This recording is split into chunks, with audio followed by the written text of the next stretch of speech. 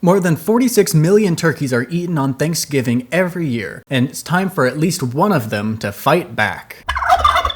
Hello and welcome to Wathan Creations, where today we're making a cursed man turkey who gives no pardons.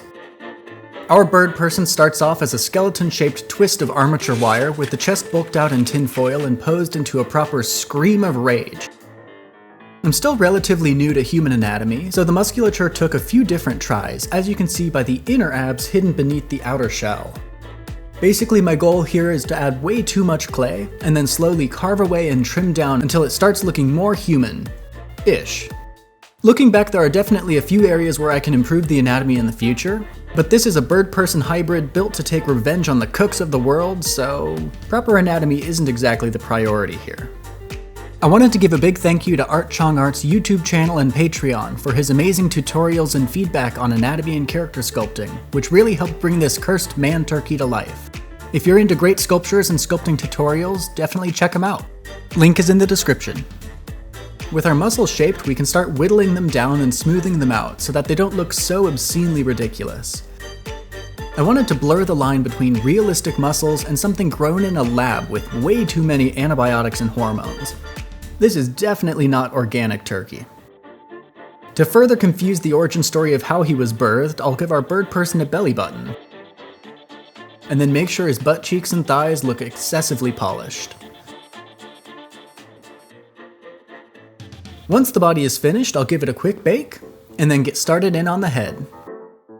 This turkey has a brain filled with aluminum to really emphasize that there are no thoughts going on up there. Just rage.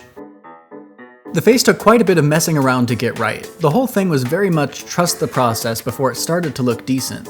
Basically, my thought was that if the beak looked halfway right, then the rest of it would start to fall into place shortly thereafter, and eventually he'd start looking more like a turkey and less like a demented seagull.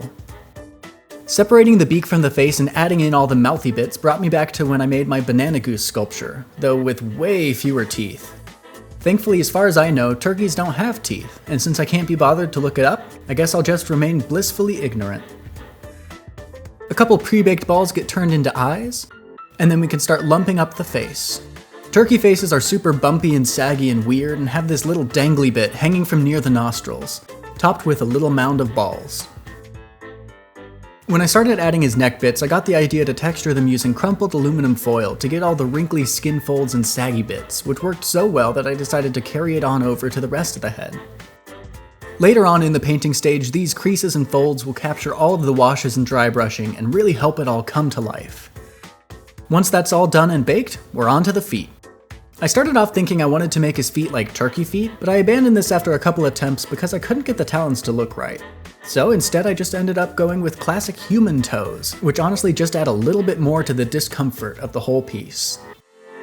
Then using a toothpick dipped in liquid clay, I'll add little dots all over the skin to make our nasty raw chicken goose flesh. Before baking though, it kinda just looks like he's wearing spandex polka dots. A quick bake renders the liquid clay pimples translucent and firm, and it's time to give him a hand. Or two. The talons start off as twisted wire armatures bent into shape and wrapped in yellow cosclay. Using cosclay will help the fingies stay flexible after baking so that they have a higher likelihood of staying unbroken. And it's yellow because I ran out of gray. To texture the talons, I used the rough, grippy bit of a sculpting tool to set the base layer, then went back over with a wound wire loop and a flat silicone shaper to add a few more scaly bits. I'm not going for anything super detailed, just enough to imply essence of bird leg. Finally, I can press some pre-baked talons into each fingertip. Last for the sculpting, I'll wrap his undercarriage in a modesty-protecting loincloth of cosclay, add a few wrinkles just for fun, and make sure to leave room in the backside for some fluffy tail feathers. And that's the sculpting finished! Off camera, I also made this little human drumstick that our man turkey tore off of an unfortunate home cook. Originally, it was going to be clutched in his talons, but that didn't quite feel right, so I decided that the dismembered limb could just hang out on the kitchen floor. And with a snap, he's primed white and ready for painting. Using the airbrush, I'll coat his whole body in a pinkish beige, like pale chicken skin. Then once he's all covered, I'll start in the process on adding some gnarly washes to make the skin look extra gross, like raw meat. Starting off by brushing up faint layers of watery red until it can just barely be seen as a rosy raw blush, emphasized on the bulbous areas, like his chest, biceps, and buttocks, naturally. Then I'll take some watery blue to add in some corpsey undertones to the areas where the shadows might collect and pool. Then once this is all dry, I'll come back in with a nearly white dry brushing to highlight all of the edges and emphasize each and every little goosebump. Then we can start in on the head with a combination of washes and dry brushing. Turkeys have such unique and interesting coloration, particularly on the heads of the males in certain seasons of the year. The rich, bright blues feel almost out of place in nature, especially next to the bright, vibrant slash of crimson. This burst of red gets carried up into the neck and head, hinting at tones of purple where the colors mix. Then I can give it all a deep maroon wash, followed by some bright reddish pink dry brushing all over. Honestly, I got a new appreciation of how beautiful turkeys are after working on this project. Staring at turkey images on Google every day for several weeks. Moving on, the beak gets painted, well, like a beak. I took a cue from miniature painters and used a dry brush to add some faint edge highlighting on the edges of the beak as well for that extra sharp effect. The mouth gets the usual blend of various pinks and terracottas until it looks decently mouthy. And then I can paint both eyes pitch black. Moving along, I wasn't exactly sure what I wanted to do with the claws, but since I already had the beak colors out, I figured it would be a good idea to stay on theme for the color palette. I also carried the talon color onto the toenails, brushing the excess paint away to make them look grimy and nasty. At last, his undies get painted white, and then turn into tidy not-so-whiteys, with various gray and brown washes. I also realized at this point that I'd actually just kind of made a giant Birdman in a diaper, which wasn't my intention, but it kinda works. Then I'll add a gloss varnish to his wattle, mouth, and eyes to make them shine. And we're ready to give him what his cheeks were missing, a tail. I found these feathers at the local craft store and thought they would be perfect for my adorable man turkey. I've never worked with feathers before, so this was definitely a learning experience. Firstly, feathers don't like superglue. These things stuck to literally everything except for each other. My fingers were absolutely caked in grimy feather fluff by the end of this project, and I kept ruining all of my progress trying to peel the tail feathers off of my own skin. Which brings me to lesson 2. Just wear gloves.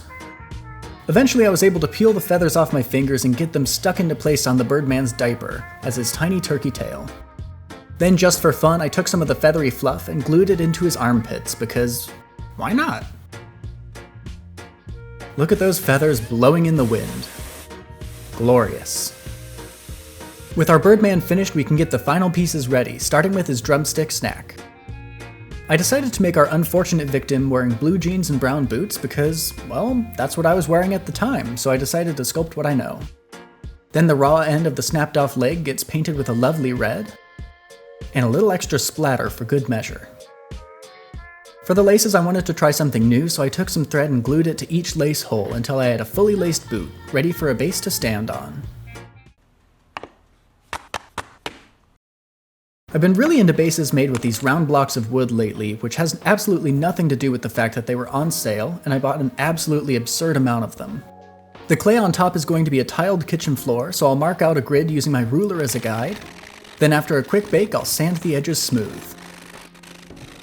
I really love the texture and gloss of this ceramic paint that I've used in a couple past projects, so I smeared that all over the base and spent a very dumb amount of time getting it out of all of the grout lines so that I could backfill them with black. And then once all the black lines are finished, I can easily take my turkey off his... That's not good. Fortunately, this is nothing that some quick superglue can't fix. Then with that dealt with, I'll drill a couple mounting holes and fit the feet in place. Last but not least, it's time to attach the leg. With some cranberry sauce, of course.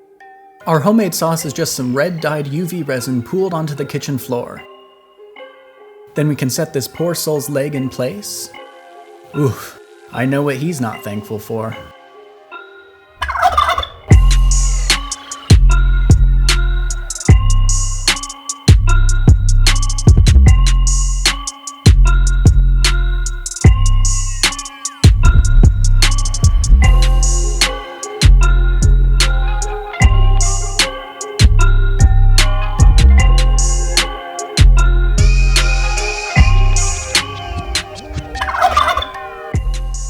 Thank you so much for watching. If you liked this video, feel free to give it a like and subscribe for more. Let me know down in the comments what you're thankful for. I'm especially thankful, as always, to my patrons on Patreon who help me keep these weird little videos possible. And big thanks to all of you for watching. I'll see you next time. Bye-bye!